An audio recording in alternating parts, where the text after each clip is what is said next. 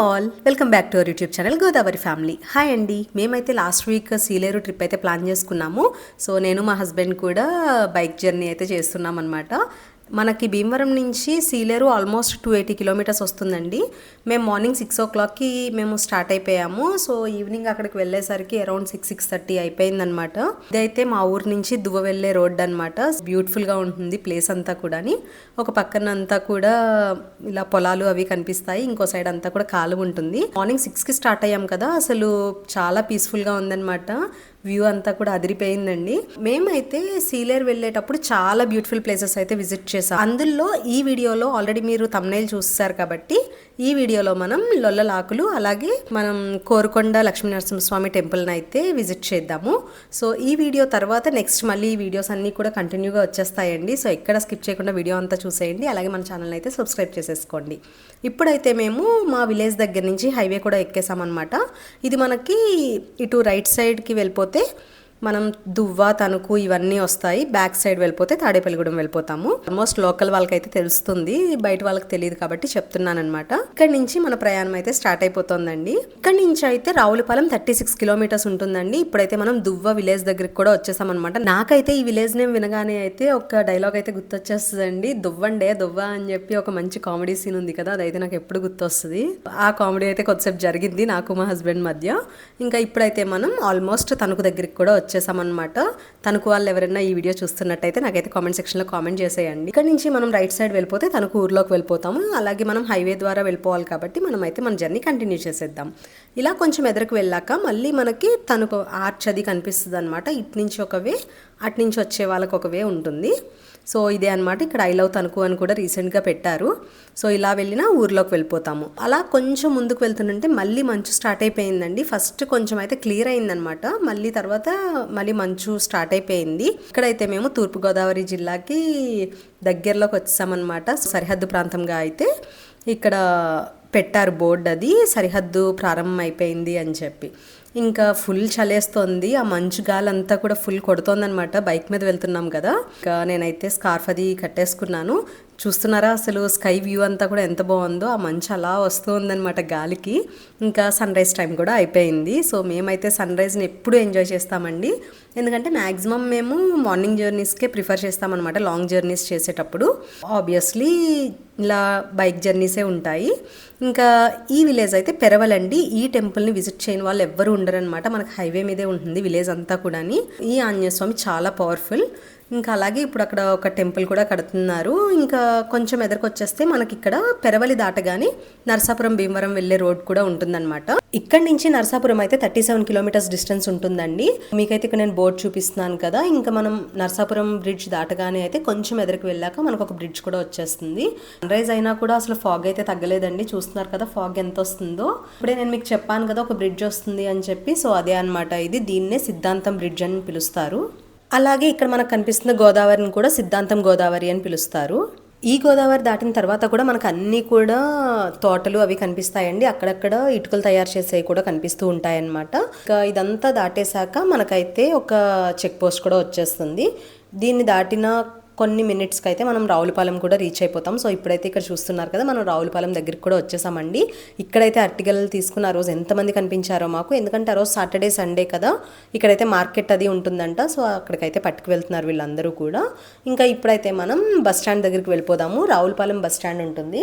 ఇప్పుడైతే మనం bus stand దగ్గరికి కూడా వచ్చేసామండి. ఈ బస్ స్టాండ్ దగ్గర అయితే మనకి అమలాపురం, భద్రాచలం, రాజమండ్రి అలాగే వేరియస్ ప్లేసెస్కి అయితే టైమింగ్ ప్రకారం ఉంటాయంటండి. అలాగే బొబ్బర్లంక వెళ్ళే బస్సెస్ అయితే ఇక్కడ ఉంటాయన్నమాట. బొబ్బర్లంక ఎవరైనా వెళ్ళాల్సిన వాళ్ళు ఉంటే, కొత్త వాళ్ళు ఎవరికైనా తెలియదు అనుకుంటే ఇక్కడికైతే వస్తే మనకి బస్సెస్ అవి అవైలబుల్లో ఉంటాయి.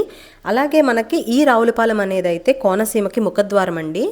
ఈ బస్ స్టాండ్ నుంచి బయటకు వచ్చేస్తే మనకి హైవే రూట్ ఒకటి ఉంటుంది, లేదు అంటే దీని ఆపోజిట్కి వెళ్తే మనకి బొబ్బర్లంక వెళ్ళే రోడ్డు వస్తుందన్నమాట. ఈ హైవే మీదుగా వెళ్ళిపోతే మనకి 216 హైవే అండి ఇది. ఈ హైవే మీద నుంచి వెళ్ళిపోతే కడియం వైపుగా మనం రాజమండ్రి వెళ్ళిపోతాము. కానీ మనం అయితే ఇప్పుడు కొన్ని ఇంట్రెస్టింగ్ ప్లేసెస్ చూడాలనుకుంటున్నాం కాబట్టి మేము హైవే వైపు కాకుండా ఈ రోడ్ వైపు అయితే వెళ్తున్నాం అనమాట. ఇది కరెక్ట్గా మనకి బస్ స్టాండ్ ఆపోజిట్ రోడ్. మనకి రావులపాలెం ఆర్చ్ ఉంటుంది కదా, దాని ఆపోజిట్ రోడ్ అనమాట. అక్కడ 4 రోడ్స్ జంక్షన్ ఉంటుంది. దాని ఆపోజిట్ రోడ్లోకి వెళ్ళిపోతే మనం ఈ రోడ్లోకి అయితే వెళ్ళిపోతాం అనమాట. ఇలా మనం ఈ రోడ్లోకి తిరగగానే అయితే మనకి బొబ్బర్లంక వచ్చేసి 20 కిలోమీటర్స్ డిస్టెన్స్ ఉంటుందండి. అలాగే వాడపల్లి 5 కిలోమీటర్స్ ఉంటుంది. ఈ రోడ్లో అయితే ఎంతో ప్రాముఖ్యమైన కొన్ని ప్లేసెస్ అయితే ఉన్నాయండి. అవేంటో ఇప్పుడు తెలుసుకుందాము. కోనసీమ తిరుపతిగా పిలిచే వాడపల్లి శ్రీ వెంకటేశ్వర స్వామి టెంపుల్ అనమాట. ఇక్కడ నడుచుకుంటూ వెళ్తున్నారు కదా, వాళ్ళైతే వెంకటేశ్వర స్వామి టెంపుల్కే వెళ్తున్నారు వాడపల్లి. ఎందుకంటే ఆ రోజు శనివారం కదండి, కొంతమందికి మొక్కులు ఉంటాయన్నమాట. ఇలా కాలినడకన వస్తామని అయితే అనుకుంటారు. సో అదొకటి. నెక్స్ట్ వచ్చేసి సినిమా లొకేషన్స్కి కేర్ ఆఫ్ అయిన లొల్లలాకులు, అలాగే ఆత్రేయపురం మీదుగా వెళ్తాము. నెక్స్ట్ మనకి గౌతమి వశిష్ఠ పిరమిడ్ కూడా ఉంటుంది. అవన్నీ కూడా ఈ వీడియోలో తెలుసుకుందామండి. ఇప్పుడైతే మనం వాడపల్లి కూడా వచ్చేసామన్నమాట. ఇలా రైట్కి వెళ్ళిపోతే మనం వాడపల్లి వెంకటేశ్వర స్వామి టెంపుల్కి కూడా వెళ్ళిపోతాము. ఆల్రెడీ మన ఛానల్లో అయితే ఆ టెంపుల్ డీటెయిల్స్ అన్నీ కూడా నేను చెప్పానండి. ఎవరైనా చూడకపోతే మాత్రం ఒక్కసారి మన ఛానల్లోకి వెళ్ళిపోయి వాడపల్లి శ్రీ వెంకటేశ్వర స్వామి టెంపుల్ని కూడా విజిట్ చేసేయండి. ఇంకా ఇప్పుడైతే మనం అలా చూసుకుంటూ ఇంకా ఎదురకు కూడా వెళ్ళిపోదాము. నెక్స్ట్ ఇక్కడి నుంచి మనం లొల్లలాకుల దగ్గరికి అయితే వెళ్తామన్నమాట. అదైతే అసలు సీనరీస్ అవి సూపర్ ఉంటాయండి. అసలు సినిమా లొకేషన్స్కి అయితే ద పర్ఫెక్ట్ ప్లేస్ అనమాట. ఇప్పుడైతే మనం లొల్ల కూడా చేరుకున్నామండి. ఈ లొల్ల విలేజ్ దగ్గరికి రాగానే అయితే మాకు ఎన్ని అరటిగెల్ బైక్స్ అవి కనిపించాయో. వీళ్ళందరూ కూడా రావులపాలెం తీసుకెళ్ళి అయితే మార్కెట్లో అమ్ముతారంట. సో ఇంకా కొంచెం ఎదురుకు వెళ్ళిపోతే మనకి లొల్ల లాకులు కూడా వచ్చేస్తాయి. ఈ రోడ్ ఎండింగ్కి వెళ్ళాక మళ్ళీ ఒక టర్నింగ్ ఉంటుందండి. అక్కడి నుంచి మనం రైట్కి వెళ్ళకుండా లెఫ్ట్కి అయితే వెళ్ళాలి. ఆ లెఫ్ట్ సైడ్ కొంచెం ఎదురుకు వెళ్ళాక మనకైతే లొల్ల లాకులు వస్తాయి. అలా కొంచెం ఎదురుకు వెళ్ళాక అయితే లెఫ్ట్ సైడ్ ఒక రోడ్డు వస్తుందండి. ఇగో ఇక్కడ నేను మీకు చూపిస్తున్నాను కదా, లొల్ల గ్రామ పంచాయతీ అని చెప్పి. సో ఈ రోడ్ వైపుగా లోపలికి వెళ్ళిపోతే మనమైతే లొల్ల విలేజ్లోకి అయితే వెళ్ళిపోతాము. ఇంకా ఇప్పుడైతే మనం స్ట్రైట్గా వెళ్ళిపోయి లొల్ల లాకుల దగ్గరికి అయితే వెళ్ళిపోదాము. ఇంకా మా వెనకాల అయితే ఈ బస్ ఫుల్ ఫాలో అయిందనమాట. రాజమండ్రి వెళ్తోంది. బొబ్బర్లంక మీదుగా అయితే రాజమండ్రి వెళ్ళిపోతుంది అనమాట ఈ బస్సు. ఇంకా ఇప్పుడైతే మనం ఆల్మోస్ట్ దగ్గరికి కూడా వచ్చామండి. ఇక్కడ టర్నింగ్ ఉంది కదా, సో ఇలా మనం లెఫ్ట్కి వెళ్తే లొల్ల లాకుల దగ్గరికి వెళ్తామన్నమాట. అక్కడికి వెళ్ళి లొకేషన్స్ అవి ఎలా ఉంటాయో కూడా చూద్దాము. సో చూసారు కదండి, జస్ట్ కొంచెం ఎదురుకు వెళ్ళగానే మనకైతే లాకులు కూడా కనిపించేస్తున్నాయి. ఎంతో డిస్టెన్స్ ఉండదన్నమాట, జస్ట్ వాకబుల్ డిస్టెన్సే ఉంటుంది. సెంటర్ దగ్గర నుంచి కొంచెం లోపలికి వచ్చేస్తే మనకైతే ఈ లొల్ల లాకులు కనిపించేస్తాయి. ఇక్కడైతే అసలు ఎన్ని మూవీ షూటింగ్స్ అయ్యాయో ఎవ్వరం చెప్పలేమండి, ఎందుకంటే అన్ని మూవీ షూట్స్ అయ్యాయి. ఇక్కడ జరిగిన షూటింగ్స్ అన్నీ కూడా సూపర్ డూపర్ హిట్ అయితే అయ్యాయి అనమాట. ఆ మూవీస్ అన్నీ. నా ఆటోగ్రాఫ్ స్వీట్ మెమరీస్ ఒకటి, అలాగే మొన్న వచ్చిన వెంకీ మామ మూవీలో సాంగ్ ఒకటి, అవన్నీ కూడా ఇక్కడే తీశారంట. ఇప్పుడు ఈ లొకేషన్స్ అన్నీ చూస్తూ దీని గురించి అయితే తెలుసుకుందాం. ఈ లొల్లలాకులు అయితే రావులపాలెం నుంచి 10 కిలోమీటర్స్ డిస్టెన్స్ ఉంటుందండి. అలాగే రాజమండ్రి నుంచి అయితే 24 కిలోమీటర్స్ డిస్టెన్స్ ఉంటుందన్నమాట. అలాగే ఇది ఆత్రేయపురం విలేజ్లో ఉంటుంది. అలాగే సర్దార్ కాటన్ 1883లో నిర్మించిన ఈ లొల్లలాకుల కారణంగానే కోనసీమ అంతా కూడా జీవజలాలు అందుతున్నాయంటండి. అలాగే ఈ లొల్ల కెనాల్స్ దగ్గర అయితే మనకు మొత్తం 3 డివైడ్ అయిపోతాయంట. 3 కెనాల్స్గా అయితే డివైడ్ అయిపోతాయి.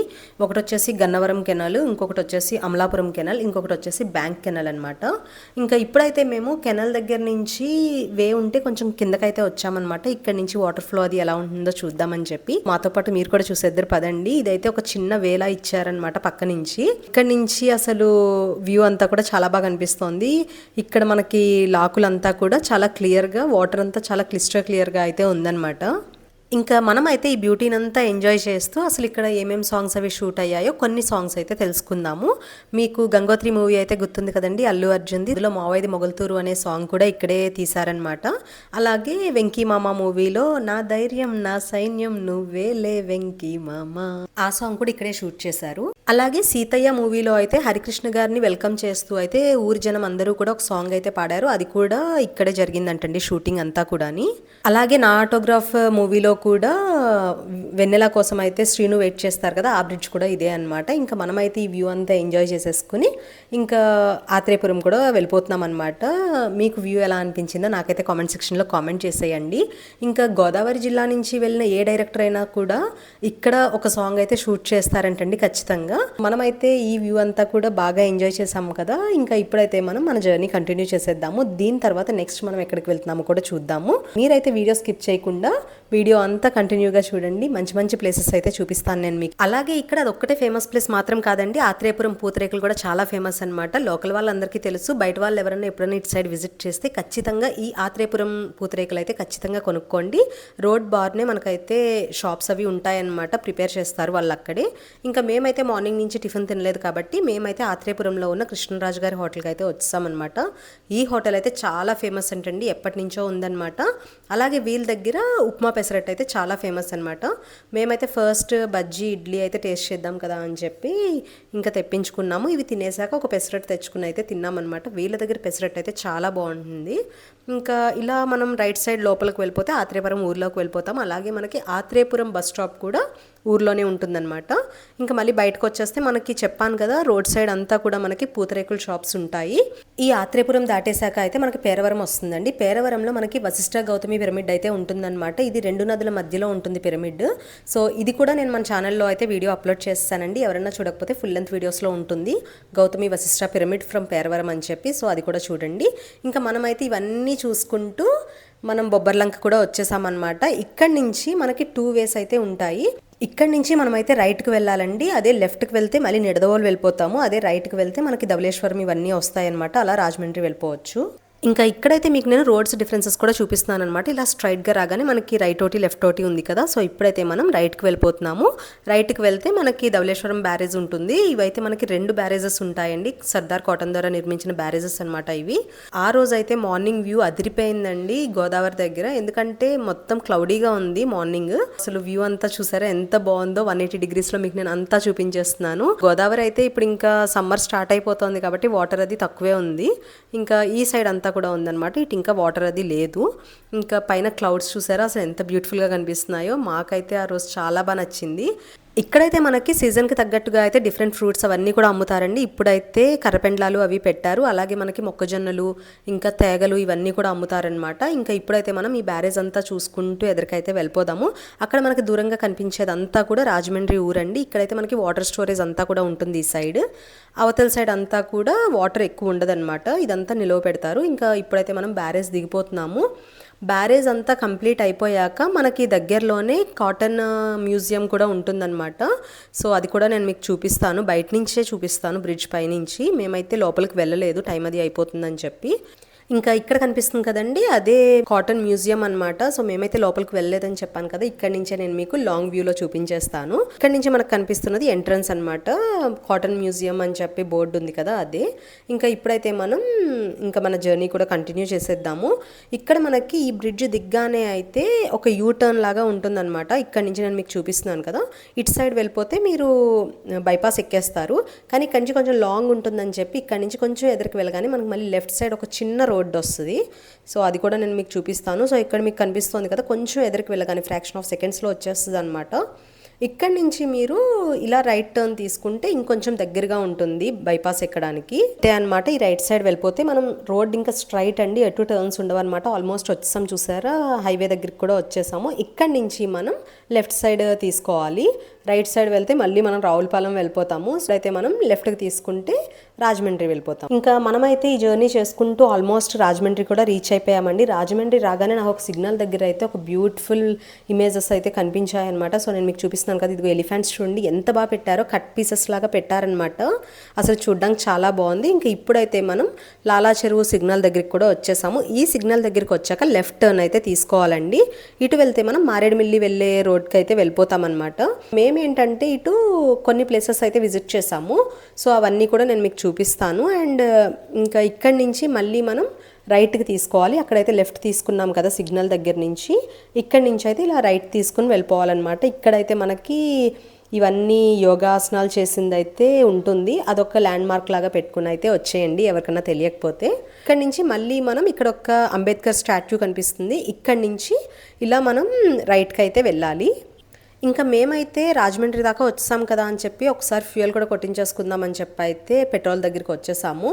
ఆల్మోస్ట్ మేము ఫుల్ ట్యాంక్ పెట్టుకుని వచ్చాం కదండి. కానీ ఇక్కడికి వచ్చేసరికి చూసారా ఇంకా 2 పాయింట్సే ఉన్నాయి. ఇంకా ఎందుకు రిస్క్ అని చెప్పి మళ్ళీ ఫుల్ ట్యాంక్ అయితే చేయించేస్తున్నారు మా హస్బెండ్ అయితే. ఇంకా మనం అయితే పెట్రోల్ కొట్టించేసుకుని మళ్ళీ మన జర్నీ కూడా స్టార్ట్ చేసేద్దాము. ఇప్పుడైతే ఇంకొక ఇంట్రెస్టింగ్ ప్లేస్ దగ్గరికి కూడా వెళ్దాము. మీరు ఎక్కడ వీడియో స్కిప్ చేయకండి. ఈ వీడియోలో అయితే చాలా ఇంట్రెస్టింగ్ వ్యూస్ అలాగే మంచి మంచి లొకేషన్స్ అయితే చూపిస్తాను నేను మీకు. ఇప్పుడు మనం వెళ్తున్న వే అంతా కూడా ఎయిర్పోర్ట్ రోడ్ అండి. రాజమండ్రి ఎయిర్పోర్ట్ ఉంటుంది కదా, ఆ రోడ్ అనమాట. ఇక్కడైతే నాకు స్పెసిఫిక్గా ఇదైతే చాలా బాగా నచ్చింది. ప్రతి పోల్కి మన రాజమండ్రి బ్రిడ్జ్ అయితే పెట్టారనమాట, అలాగా డిస్ప్లే లాగా. నాకైతే బ్యూటిఫుల్గా అనిపించింది. ఇంకా మనమైతే రాజమండ్రి ఎయిర్పోర్ట్ దగ్గరికి కూడా వచ్చేసాము. ఇంకా ఇదంతా చూసుకుంటూ నెక్స్ట్ ప్లేస్కి కూడా మనం వెళ్ళిపోదాము. ఇక్కడి నుంచి రంపచోడవరం అయితే 40 కిలోమీటర్స్ డిస్టెన్స్ అంటండి. దానికన్నా ముందు మేమైతే ఒక ప్లేస్కి వెళ్ళామన్నమాట. మీ అందరికీ కోరుకొండ విలేజ్ ఐడియాయే ఉండుంటుంది కదా. సో ఆ కోరుకొండలో అయితే మనకి లక్ష్మీ నరసింహస్వామి టెంపుల్ అయితే ఉంటుంది. చాలా ఫేమస్ అంట, కొండపైన ఉంటుందన్నమాట. ఆల్రెడీ మా హస్బెండ్కి అయితే తెలుసు, నాకు కూడా చూపించడానికి అయితే నన్ను తీసుకెళ్లారు. ఇక్కడ దూరం నుంచి కనిపిస్తుంది కదా, ఆ కొండపైకి అయితే మనం ఎక్కాలన్నమాట. కింద నుంచి ఆల్మోస్ట్ 615 మెట్లు అయితే ఉంటాయంట. ఇక్కడికి వెళ్ళాక ఎక్కగలమో లేదో చూసి మన టైం కూడా షెడ్యూల్ అవుతుందో లేదో చూసుకోవాలి. ఎందుకంటే మళ్ళీ ఈవినింగ్ కల్లా మేము సీలేరు వెళ్ళిపోవాలి. ఈలోపు నేను మీకు చూపిస్తున్న వీడియోస్ అనమాట. ఆల్రెడీ ఆఫ్టర్నూన్ వరకు ఈ వీడియో వస్తుందండి మీకు. మార్నింగ్ మేము బయలుదేరినప్పటి నుంచి కోరుకొండ వరకు అయితే నేను ఈ వీడియోలో చూపించేస్తాను. ఆఫ్టర్నూన్ అంతా కూడా ఇంకొక వీడియోలో అయితే చూపిస్తానమాట. ఇంకా ఇప్పుడైతే మనం ఈ ఊర్లోకి కూడా వచ్చేసామన్నమాట, కోరుకొండ ఊర్లోకి. ఇక్కడ నుంచి మనం టెంపుల్ దగ్గరికి వెళ్ళి స్వామివారి దర్శనం చేసుకుందాం. మాతో పాటు మీరు కూడా టెంపుల్ అంతా చూసేద్దరు పదండి. ఇంకా ఈ ఊర్లోకి రాగానే అయితే మనకి ఇలా సైడ్ రోడ్ ఉంటుందండి టెంపుల్ దగ్గరికి వెళ్ళడానికి, అలాగే ఊర్లోకి వెళ్ళడానికి. సో అటు అయితే వెళ్ళిపోవాలన్నమాట. ఇక్కడైతే మనకి ఆర్చ్ కూడా ఉంటుంది. సో అందరికీ తెలుస్తుంది, ఇబ్బంది అయితే ఏమీ ఉండదన్నమాట. ఈ ఆర్చ్ దగ్గర నుంచి లోపలికి వెళ్ళిపోవడమే. నియర్ బై టెంపుల్ దాకా అయితే వెళ్ళిపోతాం ఆ రోడ్డు. ఇక్కడ ఏంటంటే ఆల్మోస్ట్ 1 కిలోమీటర్ కూడా లేదండి టెంపుల్ వరకు వెళ్ళడానికి. 1 కిలోమీటర్ లోపే ఉంటుందన్నమాట. ఎవరైనా బస్ దిగైనా వచ్చేయచ్చు. ఆ ఆర్చ్ ఆపోజిట్లోనే మనకి కోరుకొండ బస్ స్టాప్ కూడా ఉంటుందన్నమాట. వాకబుల్ డిస్టెన్సే ఉంటుంది టెంపుల్ దాకా రావడానికి. ఇంకా ఇప్పుడైతే మేము ఈ టెంపుల్ ఫస్ట్ అయితే అసలు వద్దాం అనుకోలేదు, కానీ మా హస్బెండ్ అయితే చాలా బాగుంటుంది టెంపుల్ అని చెప్పైతే అన్నారు. ఇంకా సరే ఒకసారి చూసి వెళ్ళిపోదాం కదా అని చెప్పైతే అనుకున్నాం. కానీ ఇక్కడికి వచ్చాక ఈ స్వామివారి గురించి తెలుసుకున్నాక అయితే లేదు, ఖచ్చితంగా ఆ 615 మెట్లు ఎక్కి పైకి వెళ్ళి స్వామివారిని దర్శనం చేసుకోవాల్సిందే అని చెప్పైతే మేము స్టార్ట్ చేసాము. ఇంకా ఇప్పుడైతే లోపలికి వెళ్ళి టెంపుల్ అంతా కూడా చూద్దామండి. అలాగే ఈ టెంపుల్ యొక్క స్థల పురాణం, అలాగే అన్ని డీటెయిల్స్ కూడా ఇప్పుడైతే తెలుసుకుందాము. ఇక్కడైతే మనకి 2 టెంపుల్స్ కనిపిస్తాయండి. కొండపైన సాక్షాత్తు స్వామివారే స్వయంభూ వెలిసిన టెంపుల్, అలాగే ఈ కింద మనకి ప్రజలందరూ భక్తులందరూ కలిపి కట్టుకున్న టెంపుల్ అనమాట. మనకైతే లక్ష్మీనరసింహస్వామి అని తలుచుకోగానే ఆయన ఉగ్రరూపమే గుర్తొస్తుంది. కానీ ఇక్కడైతే స్వామివారిని సాత్విక నరసింహస్వామిగా అయితే పిలుస్తారనమాట. ఎందుకంటే స్వామివారి కుడి తొడ మీద అయితే లక్ష్మీ అమ్మవారు కూడా ఉంటారంటండి. స్వయంభూ లక్ష్మీ అమ్మవారితో కలిసి స్వామివారు స్వయంభుగా అయితే వెలిసారంట. అందుకని చెప్పి ఈయన్ని సాత్విక లక్ష్మీ నరసింహస్వామి అని అయితే పిలుస్తారనమాట. అలాగే ఇక్కడ కింద టెంపుల్ దగ్గర అయితే మనకి మండపాలు ఇవన్నీ కూడా కట్టారండి. స్వామివారి వార్షికోత్సవాలు అవన్నీ జరిగినప్పుడు అయితే ఇక్కడ కళ్యాణం అవన్నీ కూడా చేస్తారంట. ఇంకా మేమైతే దర్శనం చేసుకుని బయటకు వచ్చాక ఇక్కడ కొంతమంది భక్తులు అయితే ప్రసాదం అది పంచిపెడుతున్నారు. ఇంకా మేమైతే అది తీసుకుని కొంచెం ప్రసాదం స్వీకరించేసి ఇంకా టెంపుల్ పైకి అయితే వెళ్దాం కదా అని చెప్పి బయలుదేరుతున్నాము. ఆ కొండపైన టెంపుల్ దగ్గరికి వెళ్ళాలంటే అరౌండ్ 615 నుంచి 700 లోపు మెట్లు అయితే ఉంటాయన్నమాట. ఈ కొండపైన ఉన్న టెంపుల్ అయితే 700 నుంచి 800 ఇయర్స్ క్రితం టెంపుల్ అండి. కోరుకొండ అంటే కోరుకున్న కోరికలు తీరుతాయని చెప్పి అయితే ఇక్కడ వాళ్ళందరూ కూడా దీన్ని కోరుకొండ అని పిలుస్తారండి. అలాగే ఈ టెంపుల్ గురించి కొన్ని ఇంపార్టెంట్ పాయింట్స్ అయితే మీకు నేను చెప్తాను కొండపైకి వెళ్లే ముందు. యాక్చువల్గా ఈ లక్ష్మీనరసింహస్వామి ఆలయం అయితే వైశ్యులకి సంబంధించిన టెంపుల్ అంటండి. పవిత్ర వైష్ణవ క్షేత్రంగా కూడా దీన్ని పిలుస్తారంట. కానీ ఇక్కడ ఒక చిన్న ట్విస్ట్ కూడా ఉందండి.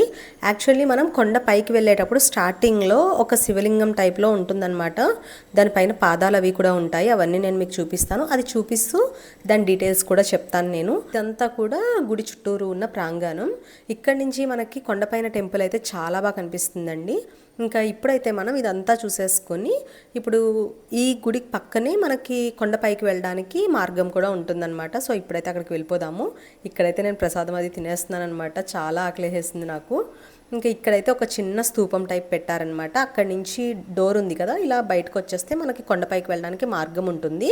అలాగే ఇక్కడ మనకు కనిపించే చిన్న టెంపుల్ వచ్చేసి ఆంజనేయ స్వామి టెంపుల్ అండి. దీని ఆపోజిట్లోనే మనకి ఒక శివలింగం టైప్లో ఉంటుందన్నమాట. ఇదే నేను చూపిస్తున్నాను కదా మీకు. దీన్ని అయితే శ్రీరాముల వారు ఆయన స్వయంగా అయితే తయారు చేసి శివుడికి అంకితం ఇచ్చారంట. But gradually 16th century 17th సెంచరీలో అప్పుడు పరిపాలించే రాజులు దీన్ని అయితే వైష్ణవ ఆలయంగా అయితే మార్చడం జరిగిందంటండి. ఇక్కడైతే చాలా డెవలప్మెంట్ జరిగిందండి. అలాగే చాలా ఎక్స్ట్రాడినరీగా రిచ్ కల్చర్ అండ్ హెరిటేజ్ అయితే ఉంటుంది. అయితే ఇక్కడ స్వామివారు మనకి ఏకశిలా విగ్రహంలో స్వామివారు స్వయంభుగా వెలిసారనమాట. నార్మల్గా మనకి లక్ష్మీనరసింహస్వామి అంటే మ్యాక్సిమం ఉగ్ర రూపంలో అయితే కనిపిస్తారు. కానీ ఇక్కడ మనం స్వామిని అయితే సాత్విక నరసింహస్వామిగా అయితే చూడొచ్చు. అలాగే ఇక్కడ మేమైతే మెట్లెక్కుతూ స్వామివారిని స్మరిస్తూ అయితే వచ్చేస్తున్నాము. ఇందాక నేను మీకు చూపించాను కదా, బొట్లు అవి పెట్టుకుంటూ వస్తున్నారు. అవి అయితే ఒక్కొక్కరు ఒక్కొక్క విధంగా మొక్కుకుంటారంటే ఉంటాయండి. సో వారి కోరికలు తీరాక అయితే అలా వాళ్ళు అనుకున్న దాన్ని బట్టి చేస్తారు. కొంతమంది మోకాల మీద కూడా వస్తారంట. సో ఇక్కడ ఆల్మోస్ట్ ఆ రోజు మేము అందరినీ పలకరించిన వాళ్ళు చెప్పింది ఏంటంటే, మేమే ఫస్ట్ టైం వెళ్తున్నాము, మిగతా వాళ్ళందరూ కూడా వాళ్ళు 4th టైం 5th టైం అలా వస్తున్న వాళ్ళేనంట. ఇన్నిసార్లు ఎందుకు వస్తున్నారు అని అడిగితే, మేము కోరుకునే ప్రతి కోరిక కూడా నెరవేరుతోంది, అందుకని చెప్పి మళ్ళీ వచ్చి స్వామివారికి మేము మా మొక్కులు అయితే చెల్లించుకుంటున్నాము అని చెప్తున్నారు. సో అంత నిదర్శనం అంటండి ఇక్కడ కోరుకొండ శ్రీ లక్ష్మీ నరసింహస్వామి అయితే ఏ కోరిక కోరుకున్నా చాలా ఫాస్ట్గా అయితే నెరవేరుతుందంట. మేమైతే మా స్టెప్స్ అన్నీ కంప్లీట్ చేసేసుకుని పైకి కూడా వచ్చేసాము. నేను ఫస్ట్ చూసినప్పుడు అయితే అమ్మో నేను ఎక్కగలనా 600 మెట్లు అంటే అసలు అవుతుందా అని అయితే అనుకున్నాను అనమాట నేను. ఎందుకంటే నేను వాకింగ్ ఇవన్నీ చాలా తక్కువ అనమాట. ఎక్కగలనా లేదా అనుకున్నాను, కానీ చాలా ఫాస్ట్గా ఎక్కాము మేమైతే. ఇంకా ఇప్పుడైతే కొండపైకి వెళ్ళిపోయి టెంపుల్ ఎలా ఉంటుందో అదంతా కూడా చూద్దాము. ఇక్కడైతే మనకి మెట్లన్నీ కంప్లీట్ చేసేసుకున్నాక ఎదురుగుండా అయితే ఒక ఆంజనేయ స్వామి విగ్రహం ఉంటుందన్నమాట. ఇక్కడ అసలు ఎన్ని కోతులు ఉన్నాయోనండి, మనం ఏం పట్టుకెళ్ళినా కూడా వాటికి అరటిపళ్ళని కొబ్బరి చెక్కలు అలాంటివి ఇస్తుంటే తింటున్నాయి. నేను మీకు చెప్పాను కదా ఇదే అనమాట, ముందు చూపించాను కదా అదే ఆంజనేయ స్వామి ఐడల్. ఇంక ఇక్కడి నుంచి లోపలికి వెళ్ళిపోతే మనం గుడి దగ్గరికి అయితే వెళ్ళిపోతాం అనమాట. ఈ కొండకైతే రకరకాల పేర్లు ఉన్నాయంటండి. అవి ఏమిటంటే సువర్ణగిరి అని పిలుస్తారంట, వేదాద్రి అని పిలుస్తారంట, అలాగే పరాశ మహర్షి అనే మహర్షి వల్ల ఇక్కడ ఇలా ఆలయం అది వచ్చిందని చెప్పి పరాసగిరి అని కూడా పిలుస్తారంట. ఇక్కడైతే నెక్స్ట్ 2 days తర్వాత వార్షికోత్సవాలు అవి ఉన్నాయంటండి, అందుకని చెప్పి అన్నీ కూడా క్లీన్ చేస్తున్నారు. దర్శనం అయితే ఇంకో సైడ్ నుంచి ఇచ్చారనమాట. ఇంకా మేమైతే టెంపుల్ చుట్టూరు ఎలా ఉంటుందా అని చెప్పి చూస్తున్నాము. ఇదంతా చూస్తుంటే అసలు ఒక అందమైన కొండపైన లక్ష్మీనరసింహస్వామి, అది కూడా స్వయంభూ ఏకశిలగా అమ్మవారితో పాటు వెలిసారనమాట. అసలు చూడ్డానికైతే చాలా బ్యూటిఫుల్గా ఉంది. మనకి ప్రతి చోట కూడా లక్ష్మీనరసింహస్వామి టెంపుల్ అంటే మానవులు నిర్మించిన గుడిగానే అందరికీ తెలుసు, కానీ ఇది అయితే ద ఫస్ట్ అని అయితే నేను అనుకుంటున్నాను. ఆయనే స్వయంభుగా ఇక్కడ వెలిసారంట. దేవతలు సైతం అయితే శిరస్సు వంచి మరీ నమస్కారం చేసుకుంటారంటండి. ఈ ఆలయంలో ఇంకొక ఇంట్రెస్టింగ్ పాయింట్ ఏంటంటే, ఇక్కడ స్వామివారు మనకి కేవలం 1 అడుగు హైట్లోనే కనిపిస్తారు. ఆ 1 అడుగు హైట్లోనే అమ్మవారితో పాటు స్వామివారు ఏకశిలగా అయితే ఇక్కడ మనకి స్వయంభూ వెలిసారంట. ఇక్కడికైతే నేను ఫస్ట్ టైం వస్తున్నానండి. మా హస్బెండ్కి అయితే ఇది వరకే తెలుసు అనమాట. బట్ టెంపుల్ బాగుంటుంది అని చెప్పి ఈసారి ఎలాగో ఇటు వెళ్తున్నాం కదా అని చెప్పి నన్ను కూడా తీసుకొచ్చారు. నేనైతే చాలా బ్లెస్డ్గా ఫీల్ అవుతున్నాను, ఎందుకంటే చాలా మంచి దర్శనం అయింది స్వామివారిది. అలాగే మేము ఆ రోజు ఈవినింగ్ అయితే మేము మళ్ళీ సీలేరు వెళ్ళిపోయాం కదా. నెక్స్ట్ డే సీలేరు నుంచి మళ్ళీ మేము భీమవరం రిటర్న్ వచ్చేటప్పుడు కూడా ఇక్కడ స్వామివారిని అయితే దర్శనం చేసుకున్నాము. కానీ అప్పుడు లేట్ నైట్ అయిపోవడం వల్ల కొండపైకి అయితే వెళ్ళలేదు మేము. జస్ట్ కిందే దర్శనం చేసేసుకుని ఆ రథం అవన్నీ విజువల్స్ కూడా నేను తీసాను. అవన్నీ కూడా నేను మీకు నెక్స్ట్ వచ్చే వీడియోస్లో అప్లోడ్ చేస్తాను. చూసారు కదండి లోపలైతే ఎంతమంది భక్తులు ఉన్నారో. అసలు ఆ రోజైతే చాలా క్రౌడ్ వచ్చారనమాట. ఇంకా మీకు కూడా స్వామివారి దర్శనం చేయిద్దాం అనుకున్నాం, కానీ అక్కడైతే మనకి 1 అడుగులోనే స్వామివారు దర్శనం ఇస్తారు కాబట్టి ఆ క్రౌడ్ అంతట్లోని కనిపించలేదన్నమాట. కింద అయితే నేను మీకు టెంపుల్ దగ్గర చూపించాను కదా, సేమ్ అలాగే ఉంటారు ఇక్కడ కూడా స్వామివారు. అమ్మవారిని కుడి తొడ మీద అయితే కూర్చోబెట్టుకుని స్వామివారు అయితే అందరికీ దర్శనం ఇస్తారనమాట.